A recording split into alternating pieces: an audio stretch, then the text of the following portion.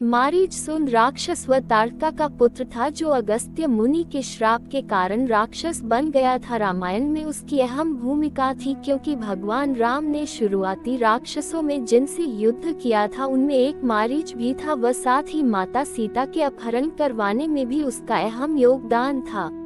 एक समय में यक्ष के राजा सुकेतु ने भगवान ब्रह्मा से ताड़का के रूप में एक बलवान संतान मांगी। ब्रह्मा ने उन्हें 1000 हाथियों के बल के समान ताड़का पुत्री दी।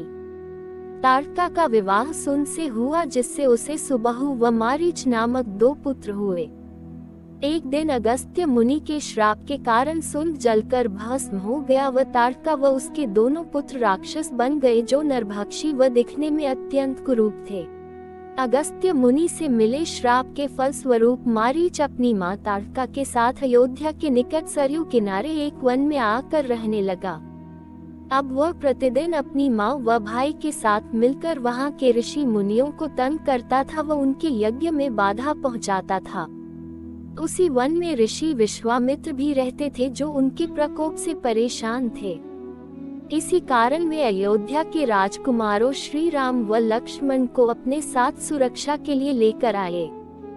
जब ऋषि विश्वामित्र यज्ञ कर रहे थे तब मारीच अपने भाई सुबाहु के साथ उनका यज्ञ विध्वंस करने वहां आ पहुंचा, लेकिन वहां पहले से ही भगवान श्री राम व लक्ष्मण उनके यज्ञ की सुरक्षा कर रहे थे।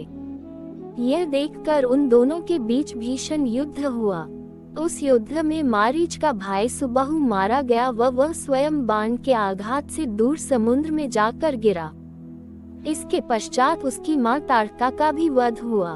भगवान श्री राम व लक्ष्मण से युद्ध में बुरी तरह पराजित होने के पश्चात मारीच ने सभी तरह के बुरे कर्मों को त्याग दिया था व एक साधु बन गया था। अब वह वही समुद्र किनारे भगवान शिव की स्तुति करता था व भक्ति में मगन रहता था। एक दिन रावण माता सीता के अपहरण करने के उद्देश्य से मारीच से सहायता मांगने पहुंचा व उसके सामने यह प्रस्ताव रखा। रावण का प्रस्ताव पाकर मारीच ने उसका विरोध किया व माता सीता का अपहरण व भगवान श्री राम से बैर लेने को मना किया। यह सुनकर रावण अत्यंत क्रोधित हो गया व मारीच के द्वारा सहायता न किए जाने पर उसे मारने तक की धमकी दे डाली। मारीच ने जब सोचा कि अब रावण को समझाने का कोई प्रयास सफल नहीं होगा तब वह उसकी सहायता करने को तैयार हो गया। इसके बाद मारीच रावण के पुष्पक विमान में बैठकर पंचवटी के वनों में गया जहां भगवान राम की कुटिया थी।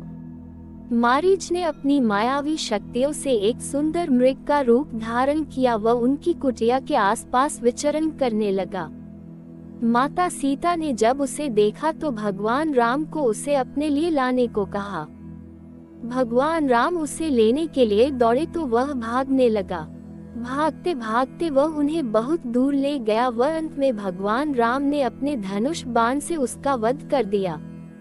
मरते हुए मारीच अपने असली रूप में आ गया व भगवान राम की आवाज में जोर जोर से अपने प्राणों की रक्षा के लिए चिल्लाने लगा, जिसके परिणाम स्वरूप लक्ष्मण अपने बड़े भाई की सहायता के लिए उनके पास आए।